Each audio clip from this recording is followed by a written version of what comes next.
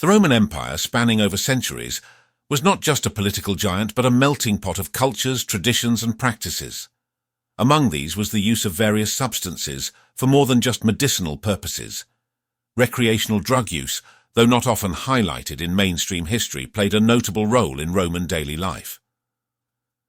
From the common citizen to the nobility, the use of certain drugs for pleasure was an accepted, albeit sometimes controversial, part of society.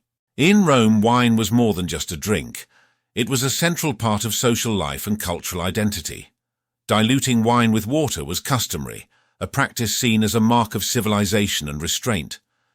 During feasts and gatherings, wine was not only a beverage, but also a medium for social bonding, conversation and relaxation. Romans even experimented with various infusions, adding herbs and spices to wine to enhance its taste and perhaps its intoxicating effects. Opium, extracted from the poppy plant, was well known in Rome, primarily for its medicinal properties. However, its use wasn't strictly limited to healing. The sedative and euphoric effects of opium likely made it a substance of choice for those seeking relaxation or an escape from reality. Similarly, plants like henbane and mandrake, with their hallucinogenic properties, were not just medicinal herbs, but possibly also means for experiencing altered states of consciousness, used cautiously due to their potent and dangerous nature. Cannabis and hemp, though less prominent in Roman society compared to others in the ancient world, had a place in Roman life. Hemp was widely used for its fibers in making ropes and sails. But, with their expanding trade networks and cultural exchanges, it's plausible that Romans were aware of and perhaps experimented with the psychoactive properties of cannabis, possibly viewing it as an exotic and rare indulgence. The Roman society's view of recreational drugs was multifaceted. While the medicinal use of substances was generally accepted, indulgence in the same for pleasure often invited scrutiny. Roman moralists and philosophers sometimes voiced concerns over excess and decadence, associating overindulgence in pleasures, including drug use, with moral decay. This perspective highlights a societal tension between acceptance and caution regarding drug use. Many psychoactive substances in Rome were not just for personal enjoyment, but were integral to religious and spiritual practices.